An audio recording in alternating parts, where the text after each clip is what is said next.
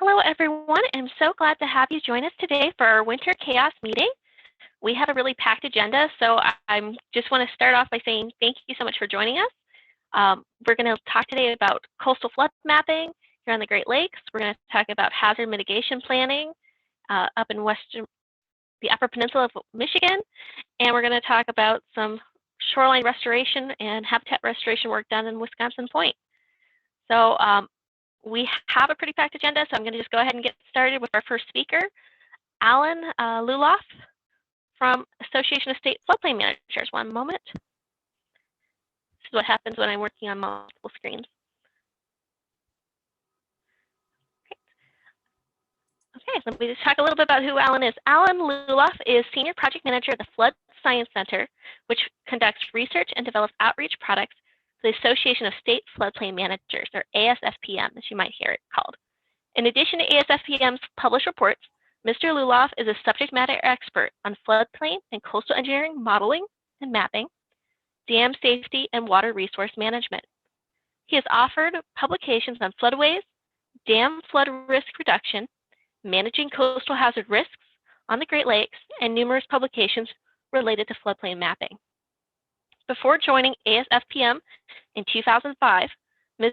Lulloff spent 32 years with the Wisconsin Department of Natural Resources in groundwater management, water supply, floodplain management, dam safety, and water resource management. Mr. Lulloff holds an environmental engineering degree from the University of Wisconsin-Milwaukee, is a registered professional engineer in Wisconsin, and a certified floodplain manager. And as he's talking to us today, if you have any questions, please type them into the chat box, and we'll have some time for questions after he presents. So Alan, I'm going to turn it over to you. Good afternoon. Again, my name is Alan Lulloff with ASFPM. Can you hear me now? Yes, you sound really good, and I can see your screen. Oh, okay. Well, the Association of State Floodplain Managers is a national organization that's headquartered in Madison, Wisconsin. And we have about 16 staff. And the one of our major, I guess, benefits is that we have chapters around the country that cover almost all the states in the United States. We have about 15,000 members. So now getting on to the Great Lakes, this is a view of the Great Lakes from space. Obviously, the Great Lakes are the largest freshwater system in the world and very visible. Here's a view of the watershed associated with the Great Lakes Basin. As you can see, it's very small watershed considering the size of the water bodies involved. Here's how the Canadians view the Great Lakes. They got a little different perspective. Obviously, you can see the interesting is that Lake Michigan is actually a bay off the main system. This is a view of the Great Lakes system profile, and here Lake Superior, the largest of the Great Lakes and the deepest by far, over 1,330 feet deep. And of course, when it comes to storms, the major storm event that is historic on the Great Lakes is the sinking in the Edmund Fitzgerald in 1975. And what I find interesting about this is that it sank in 530 feet of water, but it's 730 feet long, so that if it went straight down, it still would have 200 feet of the ship sticking out of the water. There's a great museum in Duluth of a similar vessel that we toured a number of years ago. So the Great Lakes Coastal Flood Study, it's an interagency initiative that FEMA leads, and it's looking at storm and high water events within the Great Lakes Basin. It's a systematic approach where they're looking at all of the counties in the Great Lakes over several years. FEMA in the past used to do 1 or 2 counties at a time. It was kind of sporadic and sometimes different methodology, but this is a very systematic approach, all the similar methodology for all of the studies. You'll notice here In kind of light brown are the counties that they are not doing as part of the study because of the low population, and that includes the Keweenaw Peninsula and in Wisconsin, Iron County. ASFBM was brought on by Region 5 to help with outreach associated with the initiative about 10 years ago when it started. And one of the major things we've done is we put up a website that's got a lot of the technical information associated with the project and what's upcoming events and the PowerPoints associated with past events when it comes to meetings on the Great Lakes. And that's at greatlakescoast.org. So the old methodology for coastal modeling in the Great Lakes, they used to use the 1988, what's called the Open Coast Report. And that was the 1% annual chance water levels associated with those was what was generally mapped along the coastline. And if they did do wave run up, and in Wisconsin, they did have a few, Brown County, Ozaukee, and Sheboygan, they used a 3-year wave height associated with that 1% annual chance event. It was kind of curious as to how they landed on a 3-year wave, but that's what they did. And there was no V zones mapped. A new methodology, they looked at all the historic storm and events along on each of the lakes. They used 50% surge and 50% wave, and they then developed an AdCirc model using that data. And those events were checked for ice, and so if they had shore-fast ice associated with that event, they did not include it because the waves could not hit the shoreline. I thought that was maybe problematic since it was just kind of lucky there was no ice at that time, but that's what they decided to do. So the basic coastal processes is there's kind of 2 major components. There's the offshore processes that look at what's going on out in the lake, looking at surge and wave setup. And here's where they look at these 150 storms for each lake. And then once they get those lake-wide analysis done, then they bring that storm event on shore and look at, based on the topography of that area and the type of shoreline, what impact that would have. So they do look at erosion of that particular storm, not long-term erosion, but erosion of that event. And then they look at the overland waves and wave run-up associated with that to identify the risk associated with that coast. They did look at, when they did the modeling and the lake-wide modeling, they did calibrate it against the gauges. And so here you can see the red line there is where the original model results were. And then once they calibrated against the gauge, how they modified the modeling to make it match. So it was, the lake-wide modeling was very well calibrated against historic events. So in performing a coastal analysis, once you bring that wave information and storm information from the lake onto shore, you first look at the still water elevation. Then you add the setup component, which is the wind pushing in that particular direction. And then you look at the wave height above it. And then if it does strike a structure, the run-up that occurs along that structure.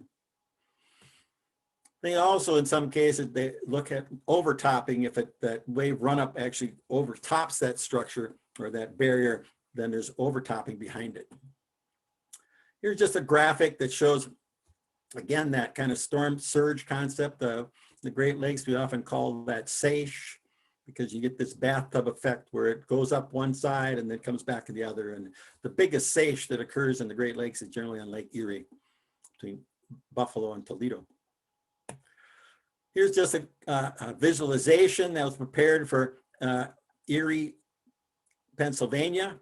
This kind of shows the impact of that surge. Here's a real world event in Green Bay in the 70s, where the wind was coming down Green Bay and pushed water into the city of Green Bay. And it had a double effect in that it creates a kind of a damming effect where the rivers can't get out. So the East and the Fox Rivers coming in were kind of blocked, and that caused increased flooding in the city due to that. By the way, this coastal flood study does not take that factor into account. Here's a surge event with SAISH in Green Bay in 2010. In this case, the wind was blowing out of Green Bay. And a friend of mine happened to be going to work that day into Green Bay, and he stopped and took some photos. And here's how it just sucked the water right out of Green Bay. Here's a view looking into Titletown. Of course, there's no title this year, but you can see how the water just sucked right out of the bay to show you the impact that the surge can have. So we're trying to analyze here the impact of wave propagation, wave run-up. This is actually a photo from quite some time ago in Duluth, where it shows that splash effect. And then here's another, this is on Lake Superior, also on the Wisconsin shoreline, showing the impact of waves going up these bluffs. And then you have wave run-up with overtopping, and this is in Chicago. So in performing the analysis, when you get to the shoreline, they do transects along the shoreline, perpendicular transects. And you know, the reason they do that, the shoreline has different characteristics. Here's the top transect, shows the type of shoreline you have. Here's the middle one, shows where there's a structure with obviously a lot of potential for impact, and it's up splash. And then the bottom transect is more of a inland water wave propagation thing, where it's more of a beach, long beach effect. So again, we do look at what run up, wave overtop, run up and overtopping, wave propagation. And one of the major issues is these lateral zone breaks. One of the things the Corps, the FEMA did is they funded, actually working with the Corps of Engineers and capturing detailed topographic and LiDAR bathymetric data along all of the Great Lakes coastline. And you can see these ridges offshore that kind of are a factor in the analysis. So here's an example of wave run-up with overtopping, where here's the transect where it's up on the shore. Here's an aerial view of that. And here's a cross-sectional view. And you can see this line, vertical line is where the shoreline is. And you see offshore, there's some of these ridges. And then onshore, you see the topography. We're going to focus on the upper part here. And that's the highest point. And in this case, there's a VE zone, and we'll talk about that a little bit, where there's wave heights of more than 3 feet lakeward of that. And this shows how that would be mapped. You follow that contour. And here's it on an aerial view. And then you have an overtopping in this case, where the waves actually go over the top of this. That's called an AO zone. And here's shows how that is mapped. But again, following a contour to see how far that would go. And then here's an aerial view of it, where you can see that it's that zone AO1, which means structures built in that area would have to be built 1 foot above the ground versus a specific BFE elevation. So it's relative to the ground. And here you can see the VE zone lakeward of that purple line. Here's where it shows an example of wave propagation, where there's not as major structure, so the wave goes further inland, but you'll see there's contours. There's a VE 585, and then it goes down to 584, and there's an area that's without a V zone that's 584, and then it goes down to 583. So you get these contours going inland, which is kind of unusual for mapping wind in the coastal environment. Here's a real world event again, where overland wave propagation. This is on the west shore of Green Bay in the 70s again, where those kind of combination with surge and waves push those waves inland into these houses.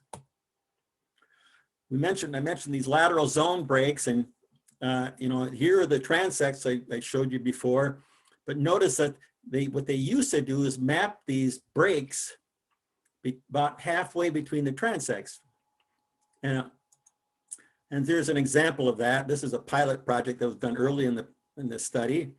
And you can see these transects here, it's dotted lines, and these white lines are these what they call zone breaks or gutters. So here the elevation is 588, and here it's 586. So there's a 2 foot jump right there. And if you zoom in close, you can see where that's hitting. In this case, that goes right through the middle of a house. So not a really good way to place that gutter. because if you're a zoning official and you're trying to explain this to the landowners there, it's like, why is there a 2 feet jump here when it looks less the same, especially right through that house? So they've modified the methodology in this go around where they do it by reaches instead of like halfway between the transects.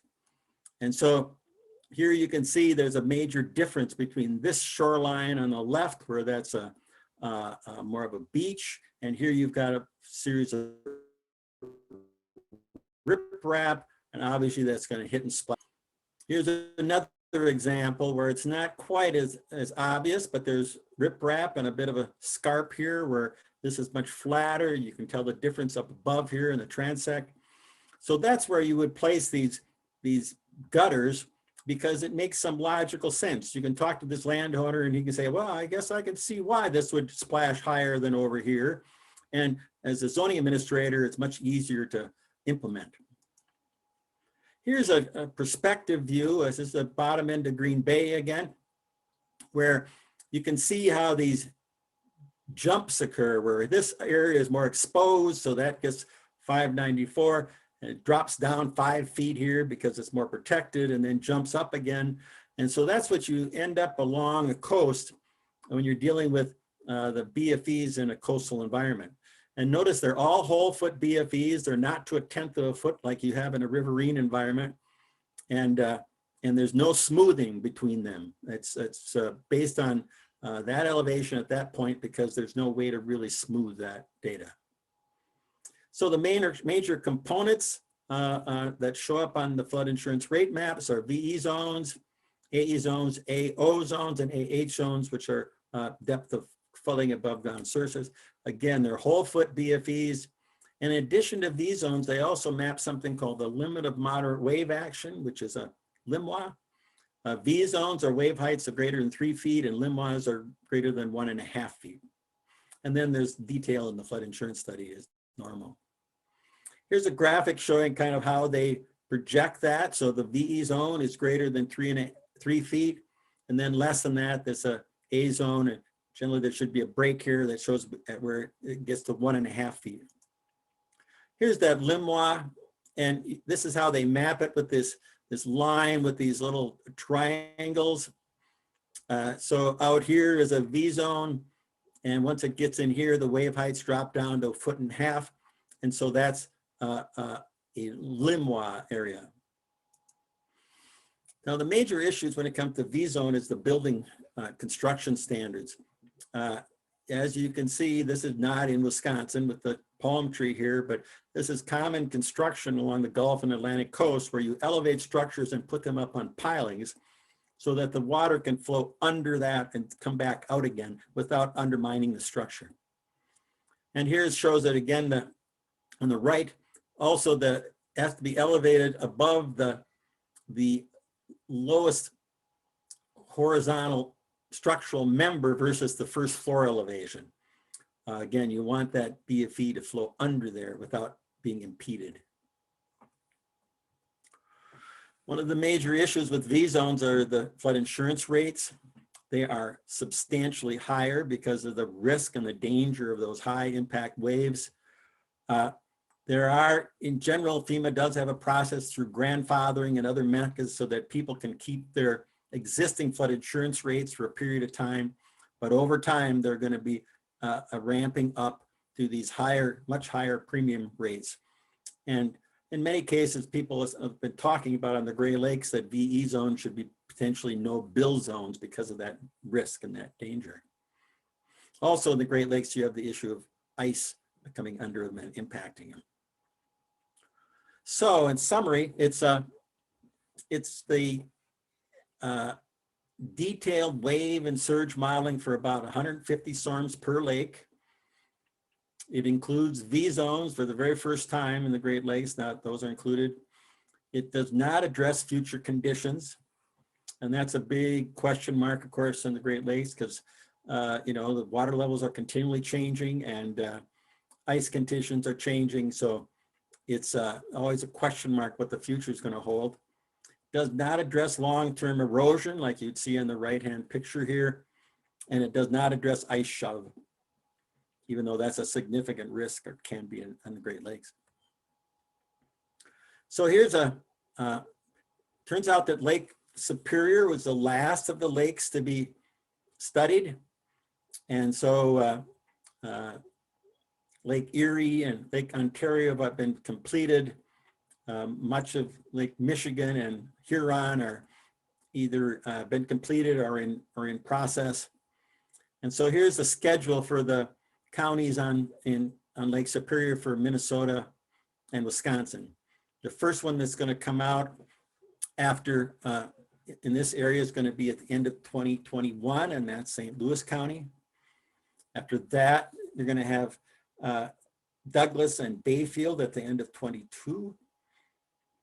And then Lake and Cook counties in 2024. Ashland is, they don't have a schedule for that yet because there's still some work. Again, what's holding up Lake and Cook and Ashland counties is and also it's delaying also Douglas and Bayfield, is they're doing some work on the inland flooding sources also. They want to put out a comprehensive county-wide, and so they want to include both riverine and coastal when the new maps come out. I want to highlight some online resources for people. This is the Great Lakes Coastal Resilience Planning Guide that ASFPM developed with funding from Noaa.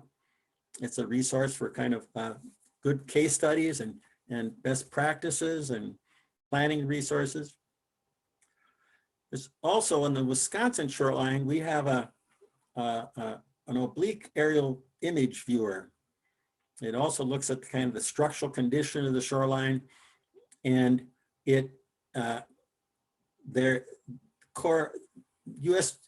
FEMA did fund the Corps to develop oblique photography along all the Great Lakes shoreline, but that viewer is down at the moment, and it's unsure if they're going to be funded to put it back up again.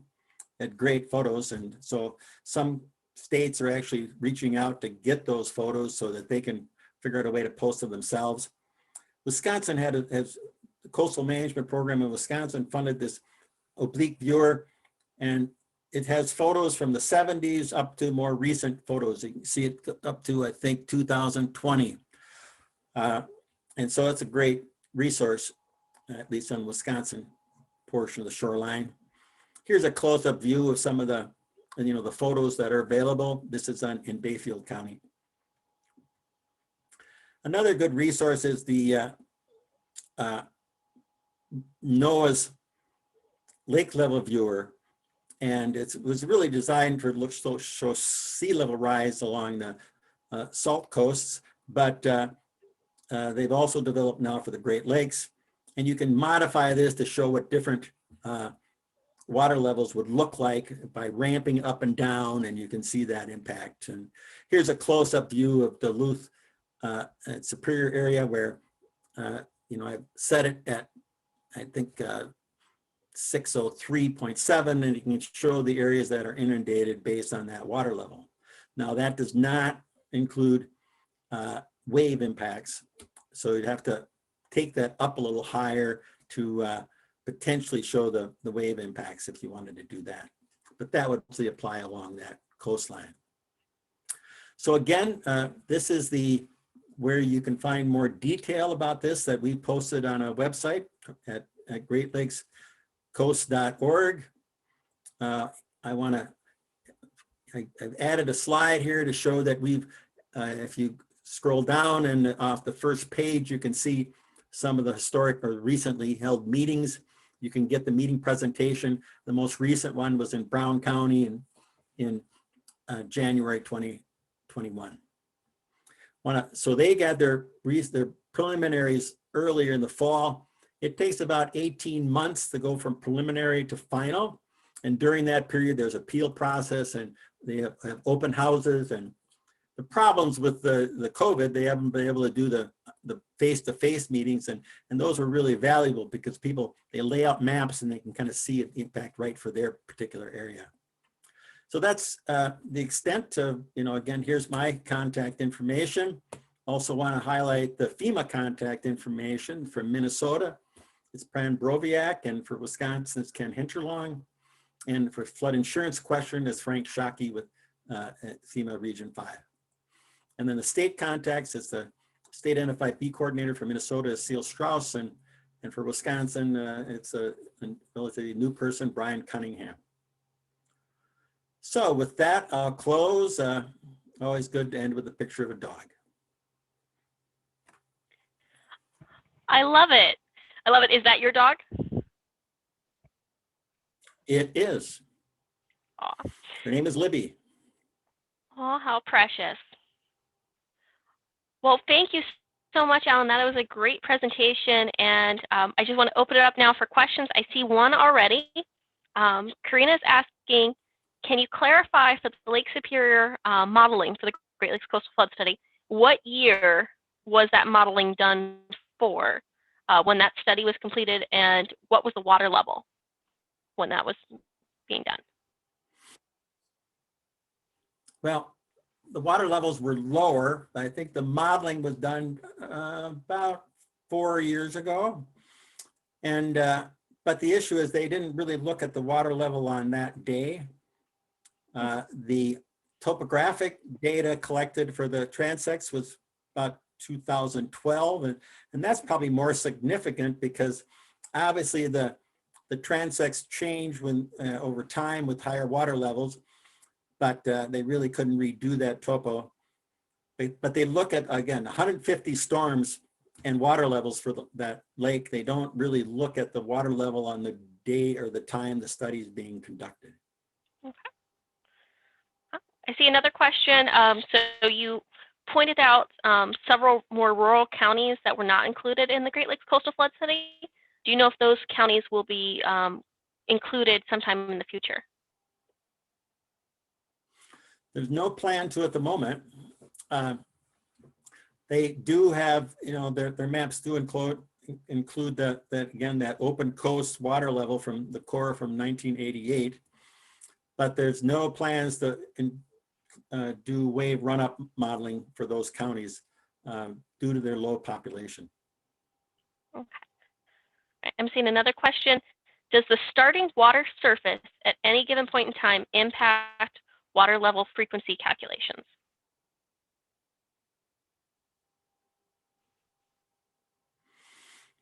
Starting water surface elevation. Well, they do, when it comes to the mapping, for the modeling, they had to come up with a point that they use where they would run their, what they call their WAFIS model, wave height analysis for flood insurance study. And for that, they use a low water datum.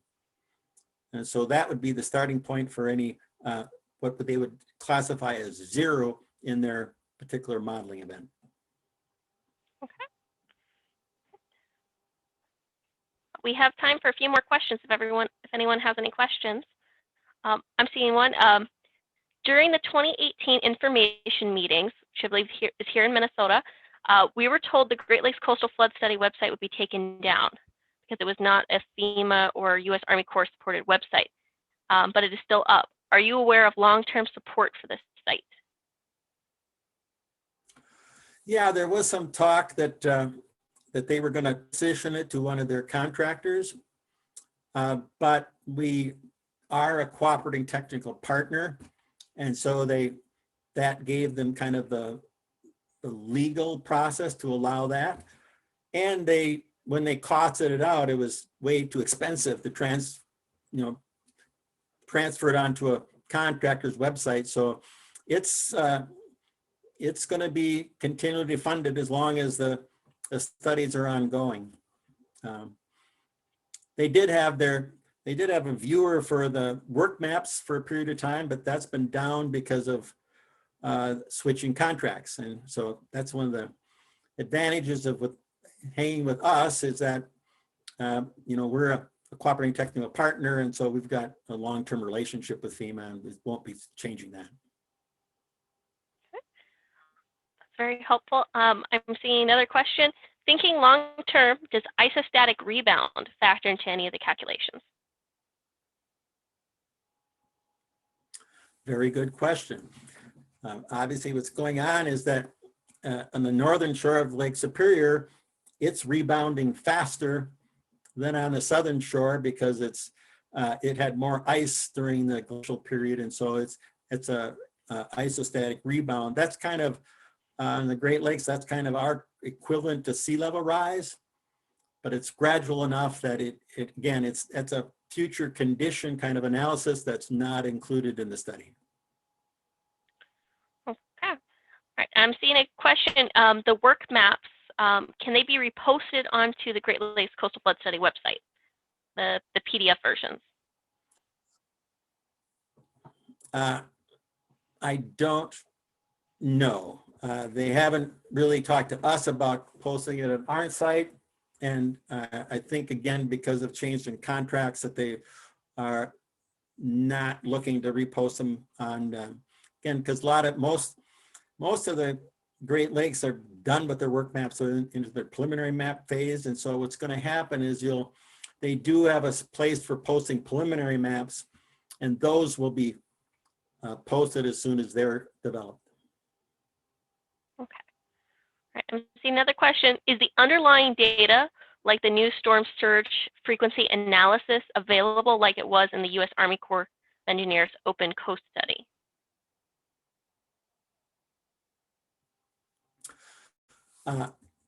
That's another good question. They have recalculated the open coast elevations, and when that study came out in 1988, it was right after a very high water period.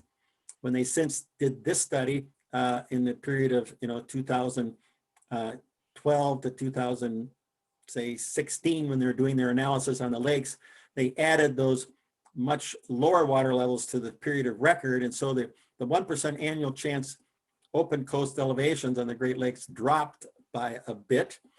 And those, I believe, are available through the Corps of Engineers. I'm not sure, I don't believe they're published in a bound document like the Open Coast Report was, but they are available through the Corps of Engineers. So through the Corps of Engineers, do you have a contact for that? Maybe we can follow up for that question.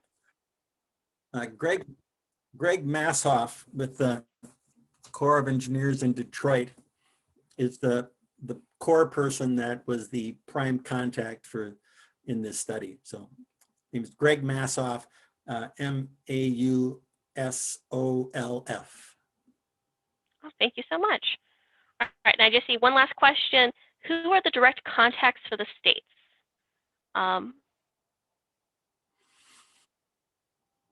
Okay, well, I'll scroll back.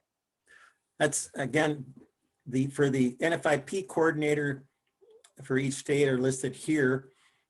In Wisconsin, Chris Olds is the engineer that's most familiar with the study. Don't have a parallel contact for Minnesota, but Seal Strauss would know that. Okay. And I should just confirm for everyone, you were very kind and you gave us a copy of your slides, and we will make those available to everyone, so they'll have those contact details. Yes. So this is, and we're also sharing, we are also recording today, so we'll share that recording afterwards. So I'm not seeing any more questions, but thank you so much, Alan. This was really helpful. And I did see a comment in here that was one of the best descriptions of how the flood zones are being mapped. So really appreciated that. Oh, well, thank you. All right, I'm going to hand things thanks. over.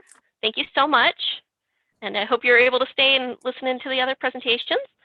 I'm going to hand things over to Erin Burkett, and she's going to introduce our next speakers. Thanks, Melanie. Yep, so we have two presenters next who are going to talk about tribal hazard mitigation planning. So I'll just provide a little bit of background about Rachael and Angela. So Rachael Pressley and Angela Yu are both assistant regional planners at the Western Upper Peninsula Planning and Development Region, or WUPPER for short. Rachael's planning responsibilities include updating hazard mitigation plans for 6 Western Upper Peninsula counties and the Keweenaw Bay Indian Community, leading planning and support for the Western UP Food Systems Collaborative, and contributing to recreation and regional planning. Angela's planning work ranges from community energy and solid a solid waste management planning to recreation and hazard mitigation planning. And she also provides support to local communities as part of the Redevelopment Ready Communities program through the Michigan Economic Development Corporation.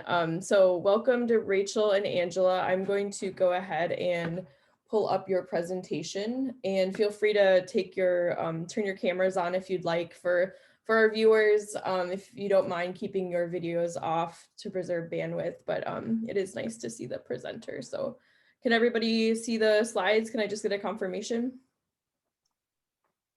I'm not seeing anything yet. Not yet, Erin. It's a blank screen. Not yet. Okay.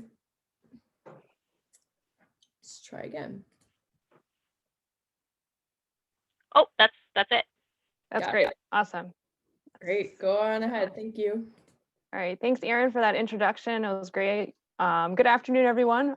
First, I want to apologize for any background noise you hear from me. My landlord decided to work on my house right now, and I also have a dog. So if you hear any barking, it's just her attempt to try to contribute to this presentation. So good afternoon, everyone. And thank you to the CHAOS steering team for inviting Rachel and I to speak today. So I'm Angela. Like Erin said, I'm Assistant Regional Planner at Wupperter. And then Rachel is also an Assistant Regional Planner at Wupperter. So we will be providing a brief overview of hazard mitigation planning, mostly focused on working with the Keweenaw Bay Indian Community and how the Tribal Adaptation Menu helped us not only draft the plan, but also help us frame the work in a manner that reflected the needs and the values of the tribal community. But before we get into the details, we wanted to tell you a little bit about Wupperter and the work that we do here. Next slide, please, Erin. Okay. So Wupperter is a state designated regional planning agency and a federally designated economic development organization located in Hancock, Michigan in the Keweenaw Peninsula. Note the teeny little red dot on the map. I promise you it's there. We provide technical assistance and planning support to over 70 communities in 2 federally recognized tribal nations in the 6 western UP counties. Again, those are labeled on the map. Kind of small, I apologize for that. We provide a wide range of services, including community development, master and strategic planning, recreation planning, and the list goes on. And what you see listed here is certainly not an extensive or exhaustive list of all the work that we do. If you are familiar with regional planning agencies in Northwest Wisconsin in particular, we provide planning services similar to the Northwest Regional Planning Commission. Much of our work, Rachel and I's work, is driven by community needs and our own interest. We are drawn to many different topics, most notably food systems, community energy planning, and of course, environmental and climate adaptation planning. We're always interested in working and collaborating with others, so feel free to reach out to us if you want to learn more about what we do, or if you just want to chat about outdoor recreation opportunities in our region. You can find our contact information on our website listed here. I unfortunately forgot to include our email addresses at the end of the presentation, so I apologize for that. Next slide, please, Erin. So for this hazard mitigation plan, we collaborated with the Keweenaw Bay Indian Community, which I'll refer to as KBIC. KBIC is a signatory to the treaties of 1842 and 1854. The Treaty of 1854 established reservation land bases, which include the L'Anse and Ontonagon Indian reservations. The primary land base is the L'Anse Indian Reservation in the western UP along the shores of the Keweenaw Bay of Lake Superior, which you see in the figure here. KBIC also administers approximately 200 acres of land holdings and housing in Marquette County, which is located in the central Upper Peninsula. KBIC stewards about 59,000 acres of land with about 70 miles of Lake Superior shoreline, making them vulnerable to coastal hazards and highlighting the importance of mitigating hydrological and other kinds of hazards. When you have a high risk from hazards like this, it's really important to include the potential hazards and their impacts in a hazard mitigation plan. But before I go any further, I think this is a great time, Erin, to pull up that first poll question that we have. Yes, I'm going to launch this first question. Should be coming up now. Awesome, thank you. So we want to know, before we go too deep into hazard mitigation planning, what is your familiarity with hazard mitigation planning? Are you not at all familiar, somewhat, you're pretty familiar, very familiar, or not sure? Remember, there's no wrong answer, I promise.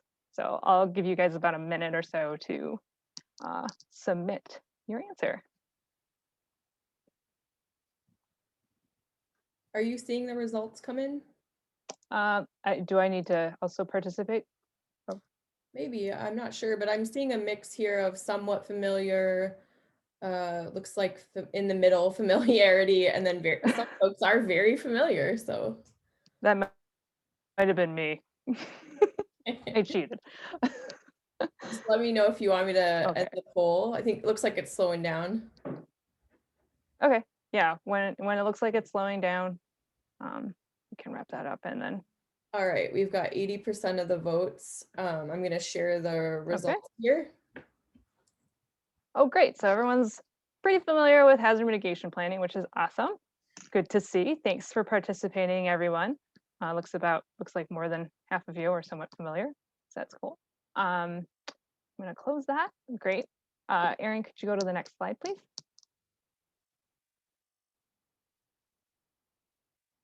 Awesome. So for those of you who are somewhat familiar or unfamiliar with hazard mitigation planning, it's any action that is taken to reduce and or eliminate risk to human life and property from natural, technological, or human-related hazards.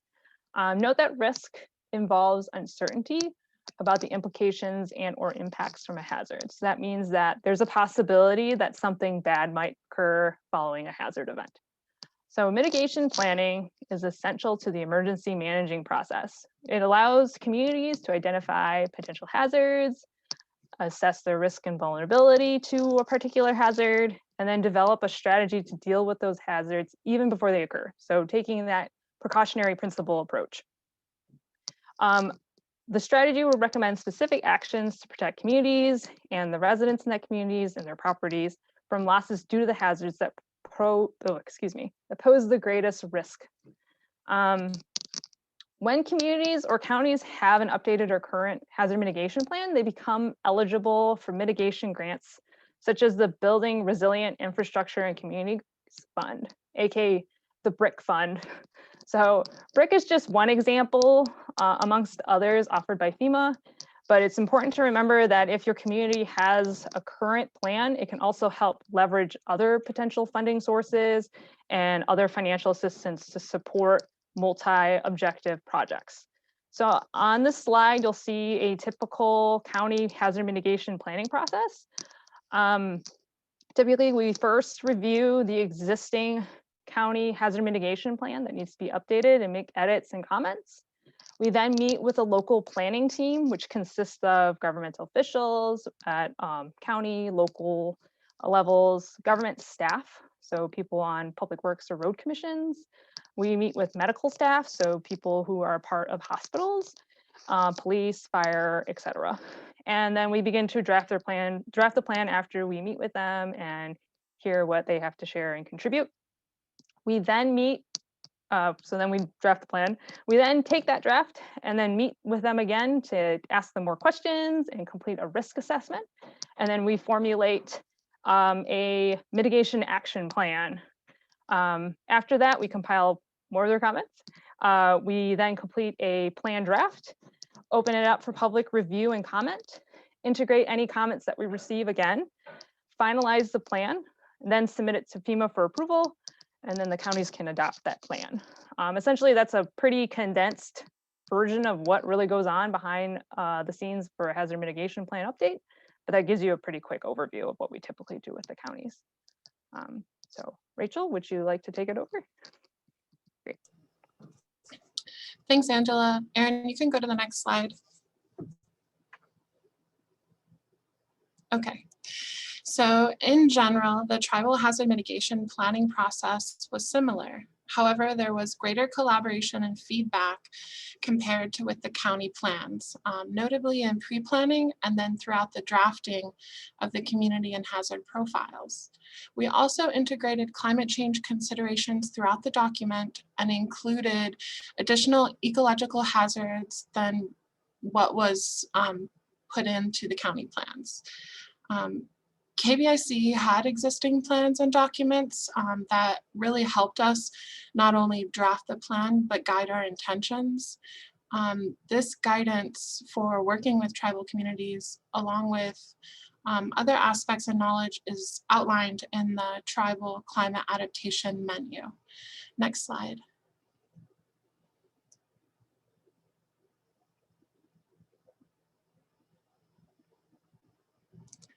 So climate change has significantly impacted and will continue to impact Indigenous communities, their lifeways and culture, and the land in unpredictable and potentially devastating ways. Most tools available to us as planners really fail to address the intention, needs, values, and cultures of Indigenous communities. The Tribal Climate Adaptation Menu provides a framework to integrate Indigenous and traditional knowledge, as well as culture, language, and histories into the climate adaptation planning process. So the menu is an extensive collection of actions. It's organized into tiers of general strategy and then more specific ideas. It also includes this companion guiding principles document, which outlines considerations for working with tribal communities. This particularly was very helpful for us to understand the importance of human and non-human relationships, that respect and reciprocity is an integral value in Indigenous communities, how everything is connected, not only focusing as planners on the individual parts or portions of a system, but also how everything works together, and that the personhood of all beings should be considered when approaching communities and projects tied to the land. So this part actually specifically was a huge change for us, as most planning strategies and hazard mitigation mentioned in slides previously focus only on the value of human interaction and the protection of property. So to quote from the menu, "As a guest, it is most important to be open to the fact that the traditions and customs of a place are always purposeful. Respecting and honoring these traditions and customs is essential to those that want to collaborate and co-create meaningful and useful planning documents with tribal nations." Another thing that I should mention is that the menu was really intentionally designed to be adaptable for other communities, regions, and even ecosystems, allowing for the incorporation of knowledge, language, and culture. It's very useful in bridging communication barriers for non-tribal persons or organizations like Wupiter interested in Indigenous approaches to climate adaptation. So now, Erin, I'd like to present the second poll question. All right, coming right up. Thanks, Erin. Yeah, I know there's a delay when I'm sending the slides, sorry. All right, you should be seeing a new poll, and you can, for this one, select more than one answer. Is anybody seeing it? Oh, okay, I'm starting to see some Yeah, I'm seeing it. results come in. All right, great. It's essentially asking you how or if you've used the Tribal Climate Adaptation Menu to inform climate adaptation or planning efforts.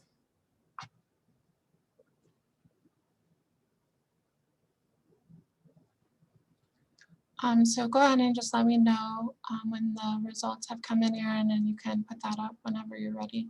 All right, it looks like we're about almost at 70% of folks have voted, so it's slowing down a bit.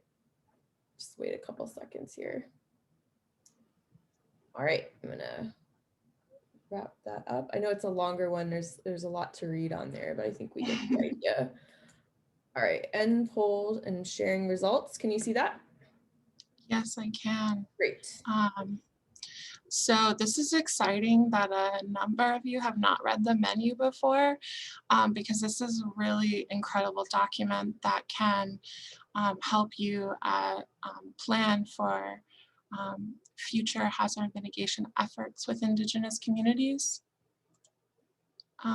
Erin, I can go to the next slide.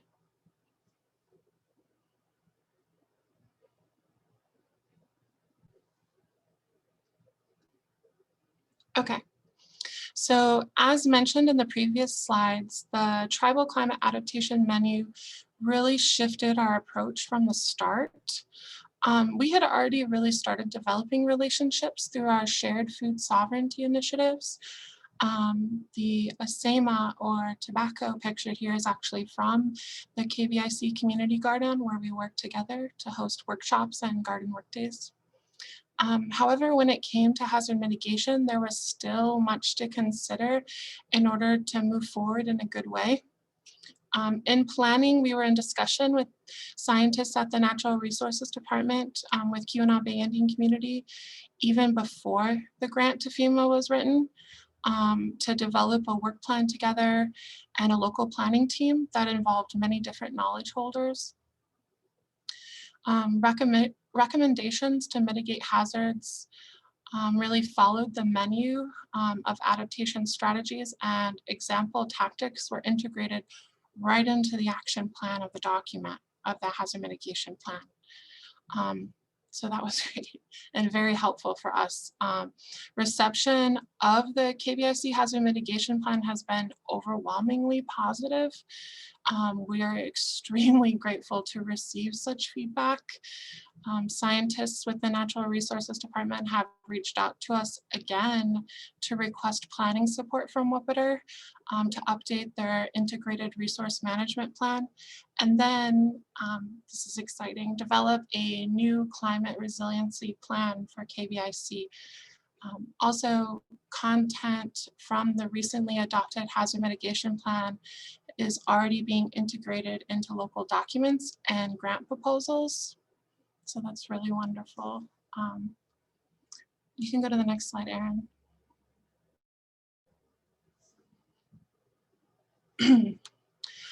So on this slide, we've summarized some points that we felt are important. I want to say that I definitely don't know everything, and we still have a lot to learn. I think the Tribal Climate Adaptation Menu is really versatile, and others can uncover different lessons within this important text. I'm learning from the text every time I read it, even when I was preparing for this presentation, actually. But basically, one of our lessons that we learn over and over again is that it's really important to build relationships with Indigenous communities based on respect and reciprocity first, before developing projects together. Another aspect is understanding that we weren't just discussing or thinking about climate adaptation. We were also adapting our own knowledge and approach to hazard mitigation planning.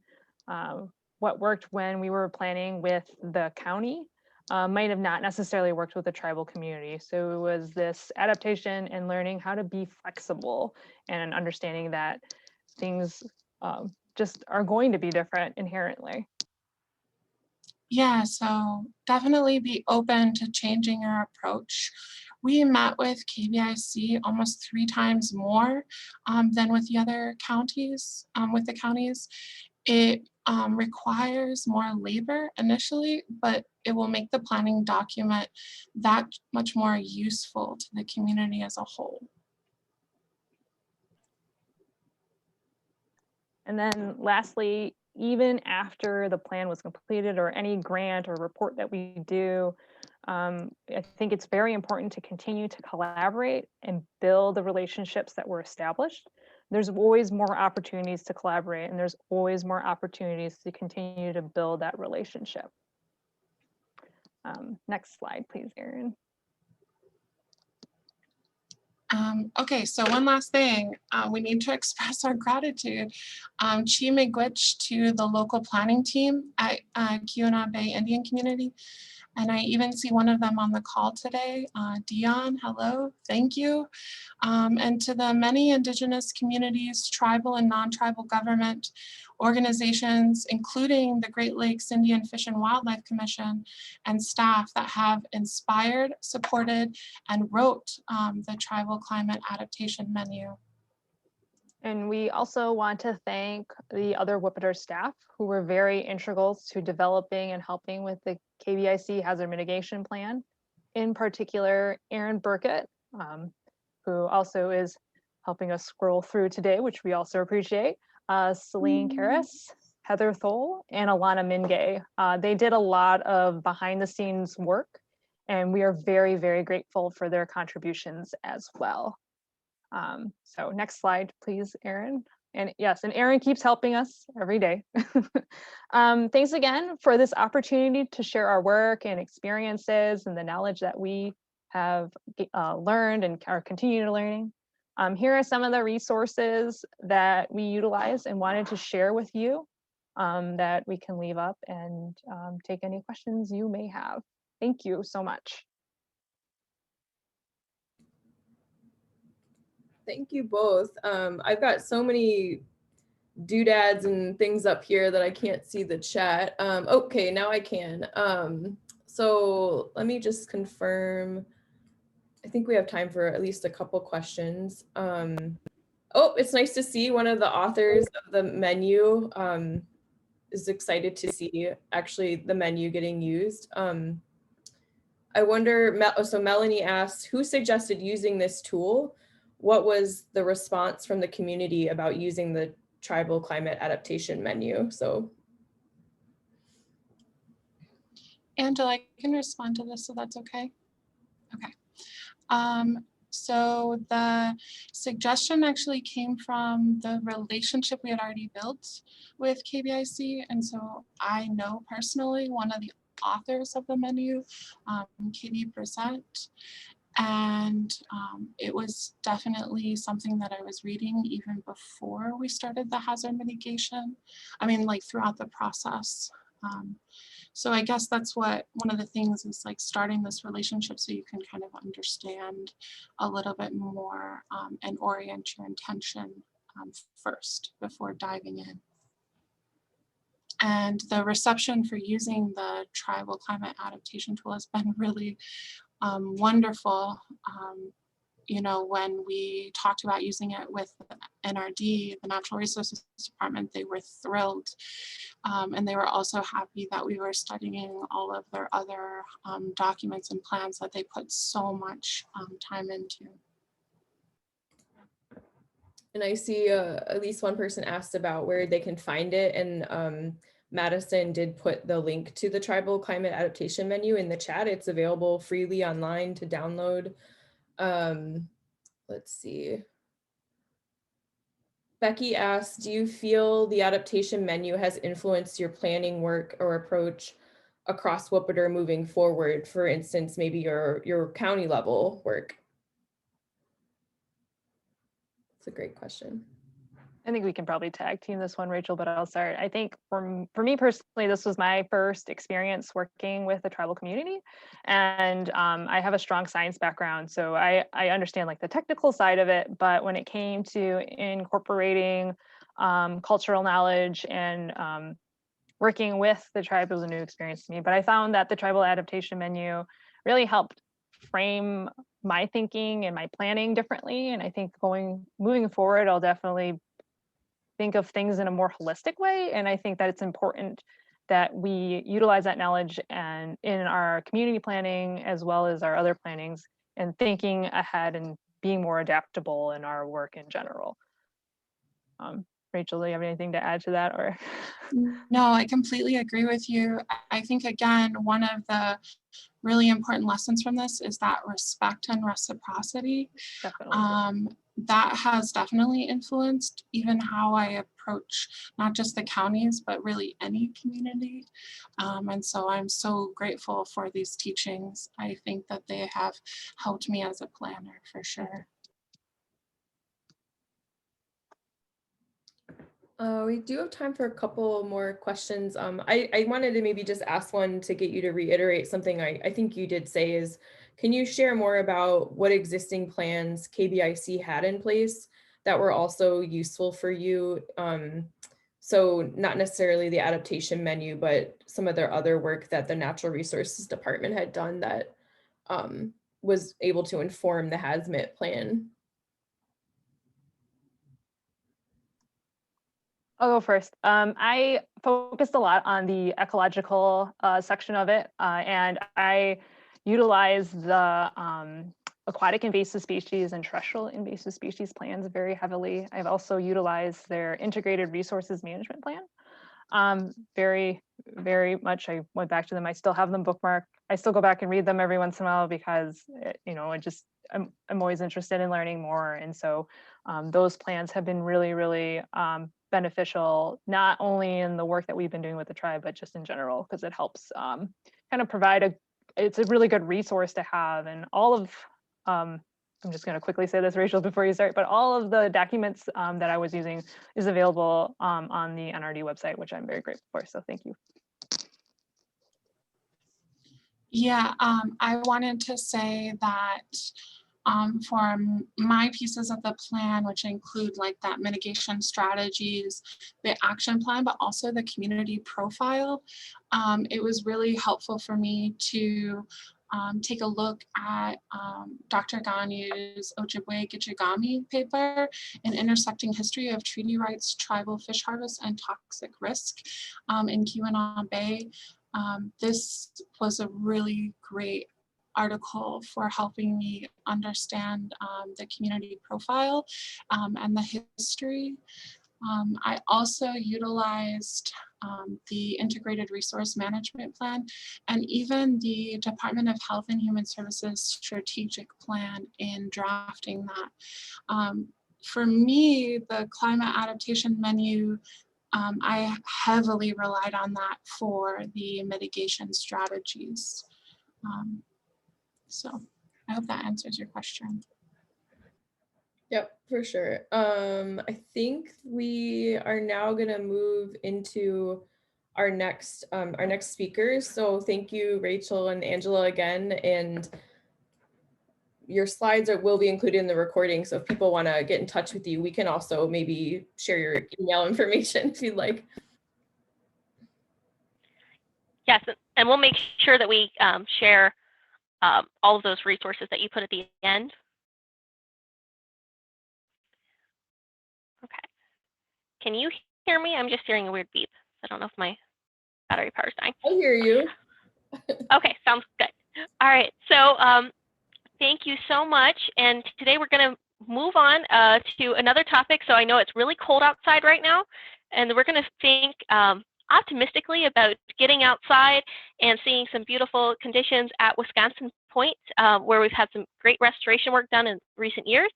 We're going to start out with a little bit of a virtual field trip. So if you were joined us for our November meeting, we did a short video and then had speakers afterwards. We're doing the same approach today. So Erin is going to share a short video, and then we're going to talk to two of those speakers in a minute. And so please look at this video, but also with a critical eye, if you have any feedback of ways that we can improve it, we'd really appreciate that as well. And you can share that in the chat. And then we're going to talk to Linda Cadott and Rob Peterson as soon as that's over. So thank you. And I'm going to turn it over to Erin to share. Yep, just give me a thumbs up that you can hear the audio. I'm going to hit play now. Resilient coastal communities are those that integrate natural features and processes into coastal protection and management. Restoration efforts on Wisconsin Point are an example of using innovative, nature-based techniques to make our Lake Superior coasts more resilient. The more that we can look at more sustainable, softer approaches to hazard mitigation and resiliency, the better off we are.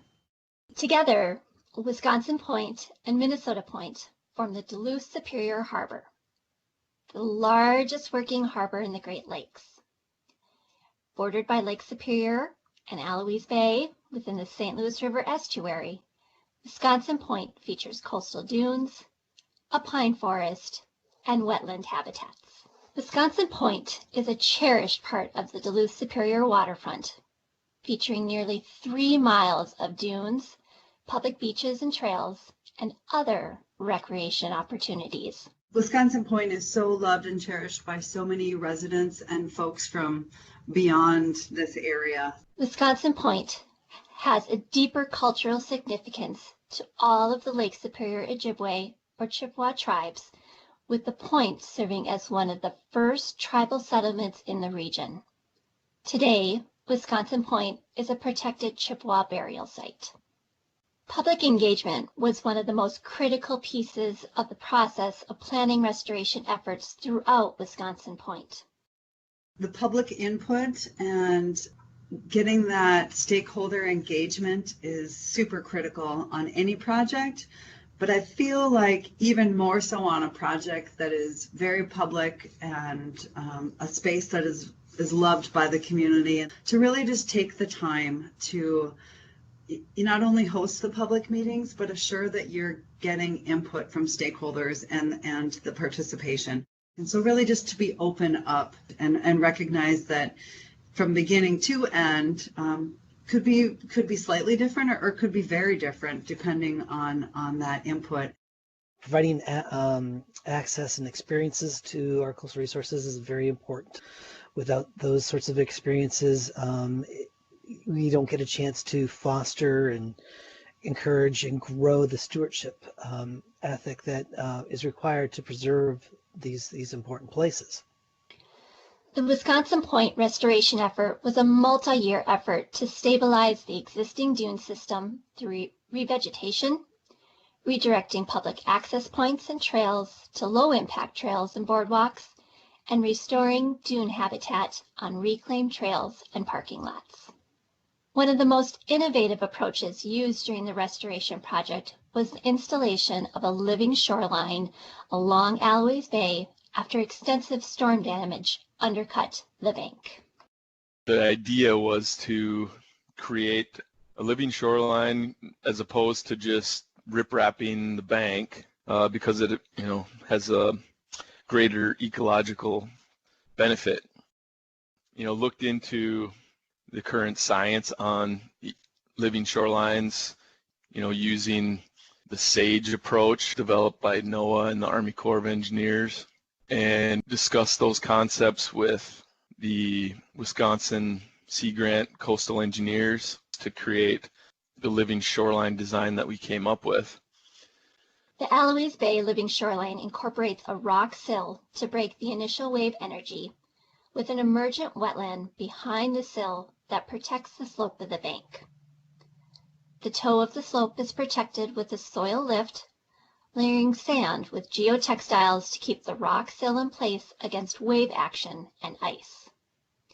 The entire slope was protected with a willow shrub layer closest to the rock sill, along with a mixture of native plant plugs and seeds to establish an emergent wetland.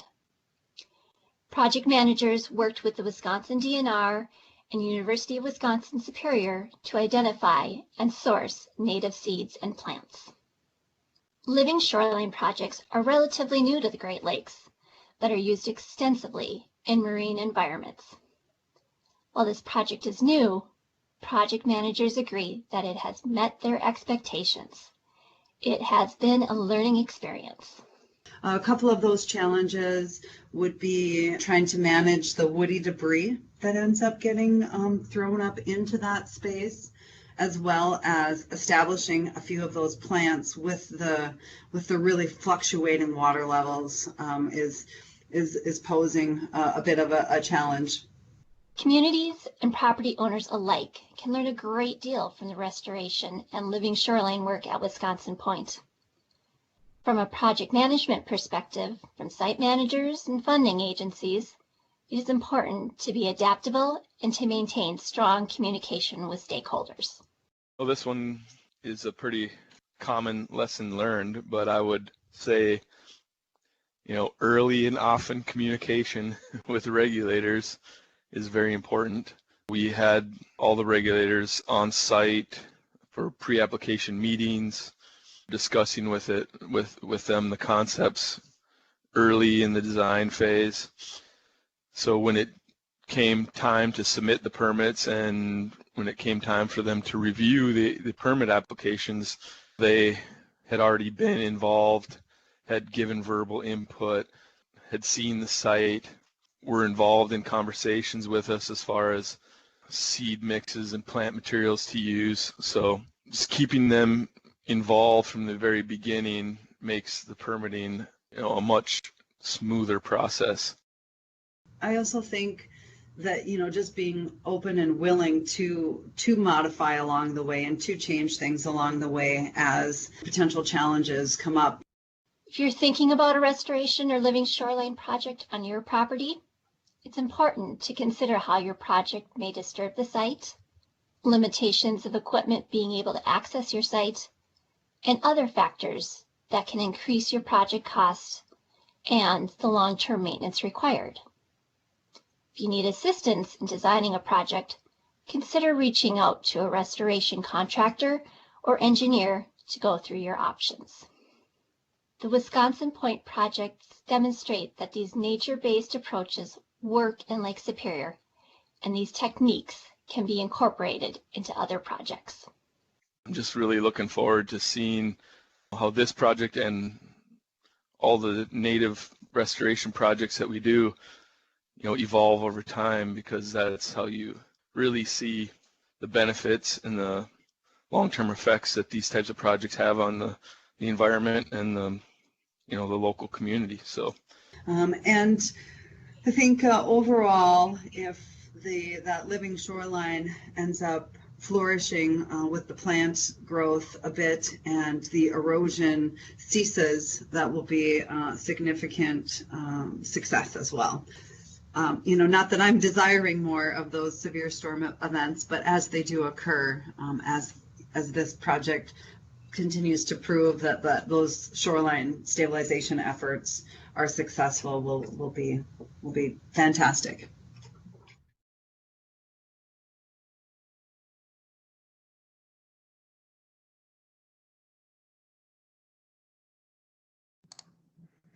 There's a little bit of a lag there, but thank you so much for watching this short video. And oh, we got a cute puppy too. That dog was not actually in the video, but I appreciate it. If you have any feedback, we do want to make this video available. So if you have any feedback about things that we should include or modify in that video, absolutely would appreciate that. You can share that in the chat or reach out to me directly. But we had so much great advice from both Linda and Rob that we also made a short little fact sheet that we'll share after the meeting that shares some of their tips and some of those lessons learned. But we're very fortunate today to have both of them join us. So I want to invite Linda and Rob to join us. Linda Kbic is the Director of Parks, Forestry, and Recreation for the City of Superior, and she was that local project manager from the city side. And then we have Rob Peterson, who is a Senior Environmental Scientist at WSP, which is an engineering firm, and he helped oversee the restoration project from the business side. So I want to thank you both for joining us and invite you to turn on your cameras if you're willing to do so. And let's go ahead and open up. If anyone has any questions for them or you want to know a little bit more about this project, please just share that in the chat. And I will go ahead and start us off with one. So one of the points that was made in there was about public engagement. So how did the public engagement process change this project? So Linda or Rob, if ever of you want to answer that. Sure, I can get started here. I think that with public engagement, we went into the public meetings with a schematic in mind and which landings or which turnoffs would be closed, what they would look like. And I think that public process really helped narrow that down. A couple of them switched around.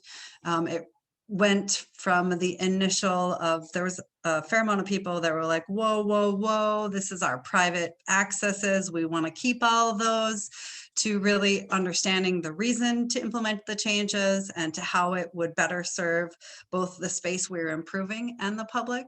So I think those were a couple things and of course the overall awareness of a project. So people I tend to see don't like surprises, and so they want to know in advance, like, you know, Rob mentioned, frequently, and as much, you know, in the beginning, to connect with people and to get that word out there helps kind of buffer the surprise element as well.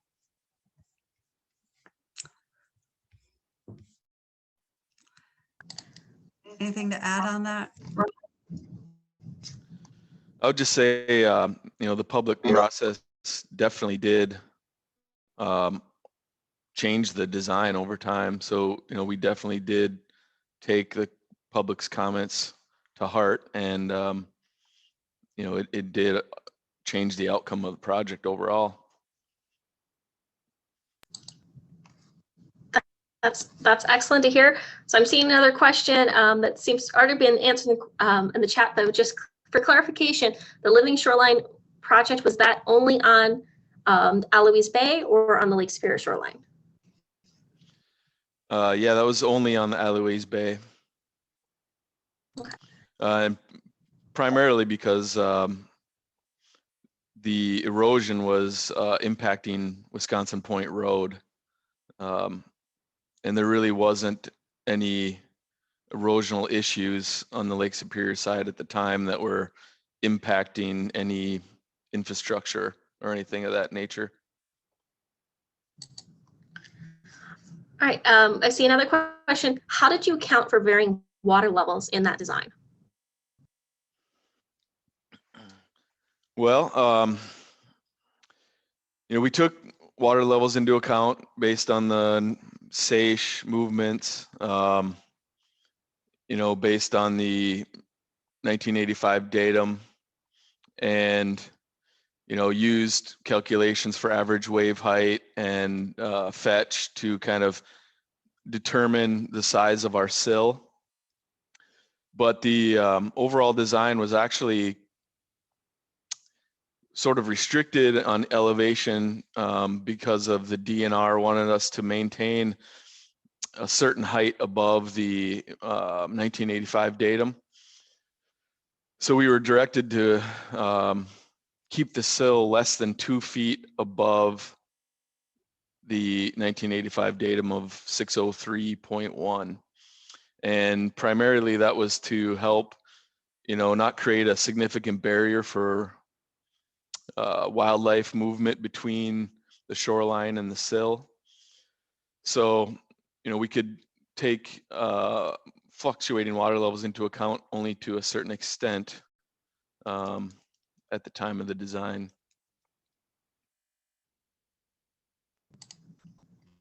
That is very helpful.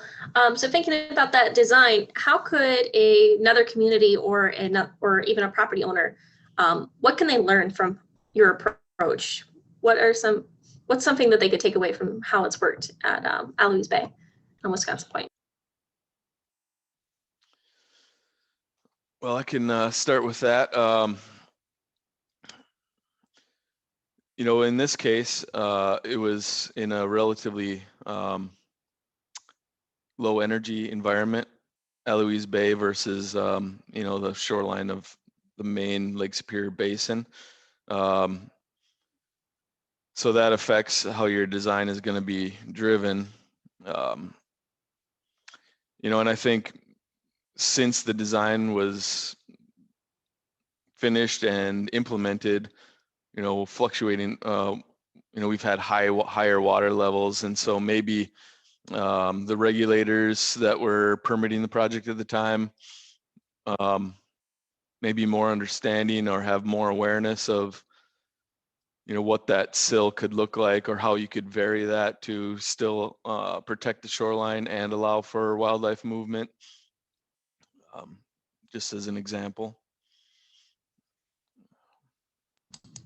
I'll just add on to that there's more than one way to stabilize a shoreline. So like Rob mentioned earlier, oftentimes the idea is hard armoring. I know that's not the consensus of this group, but there's more to it than that. Okay, I see another question. How long did it take to implement these projects and when did it occur?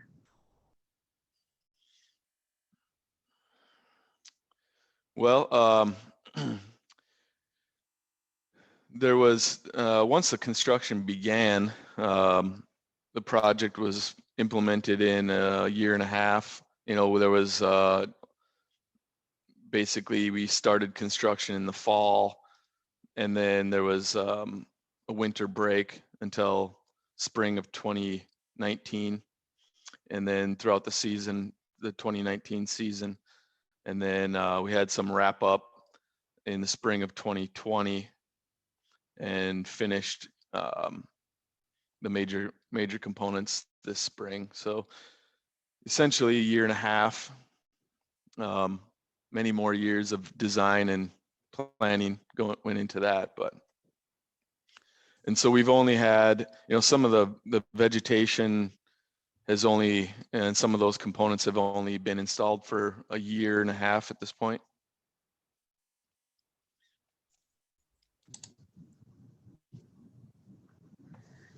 I'm seeing another question. What was the funding source and who is responsible for the operation and maintenance of the project?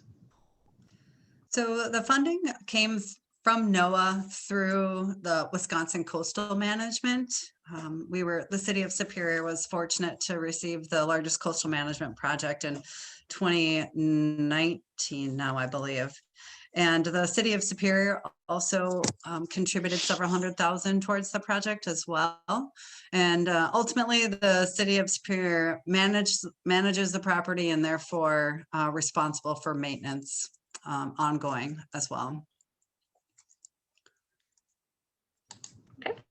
And just a quick follow-up, I'm seeing some people are interested in kind of that short-term, long-term maintenance. Is there anything you can add about that? I know it's very early since the project's been installed. No problem. I think there are currently some areas that are still blocked off to allow for vegetation establishment. Some of the trails through the dune grass, trying to form new habits with people and trying to keep them off of the areas that we are trying to establish. There is some reinforced turf areas on the launches, on both the boat launch and the rustic kayak canoe launch, that are blocked off so that to allow the natural native grasses to become more established as well. And I'm sure that Rob can add other.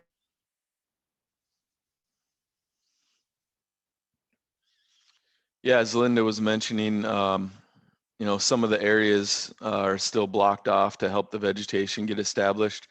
One thing that a lot of people tend to forget or don't consider when you're using native plant species and seeding, that it takes some time for them to get established, as opposed to like a turf grass, which grows quite rapidly.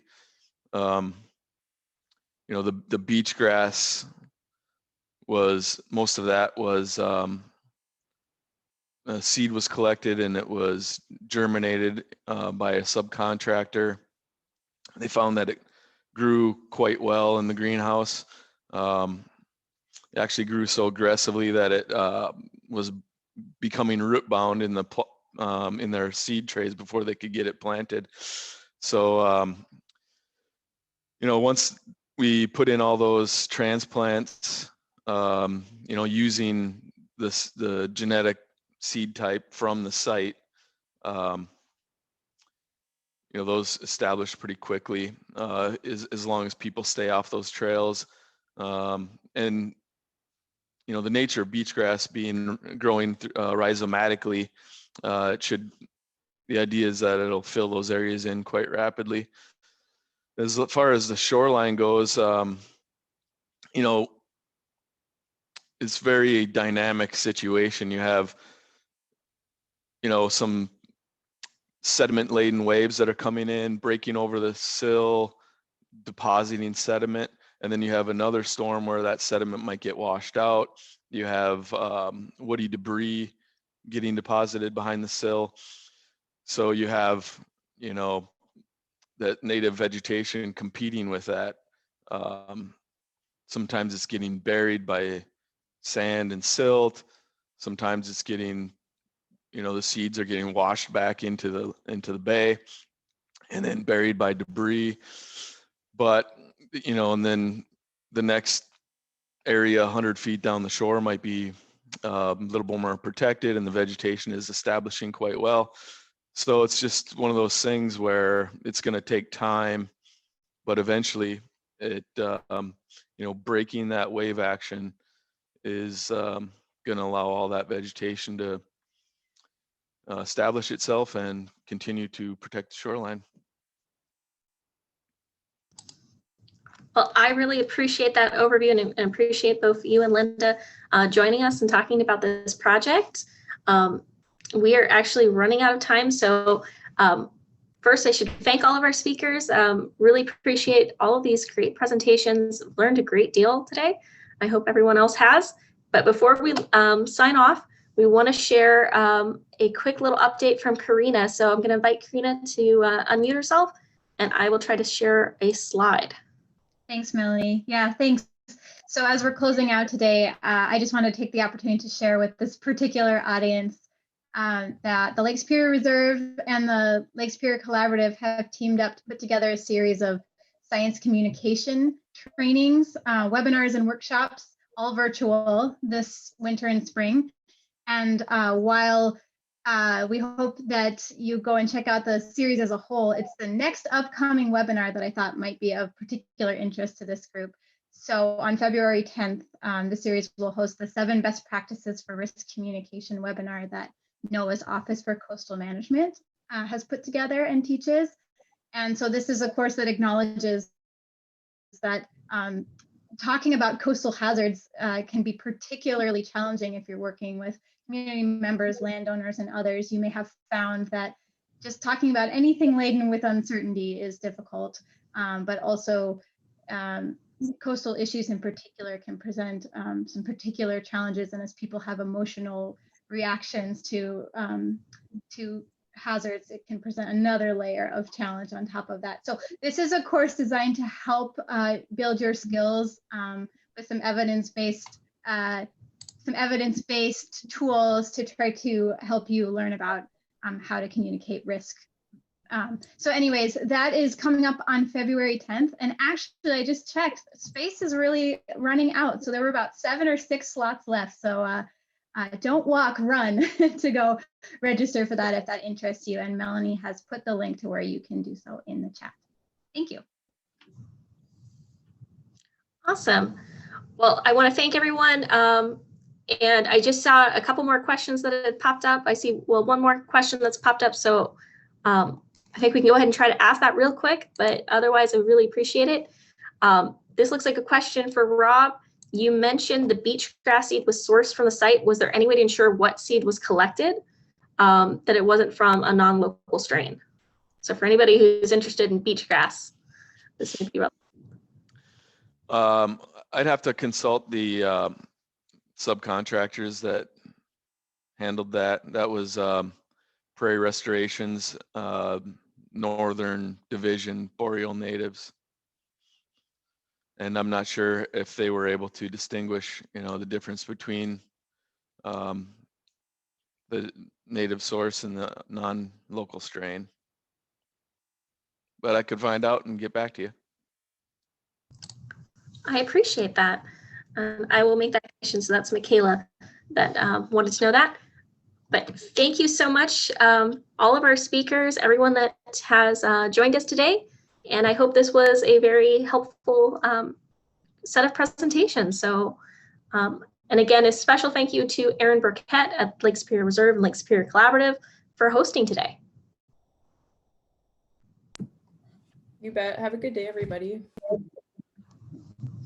Stay warm.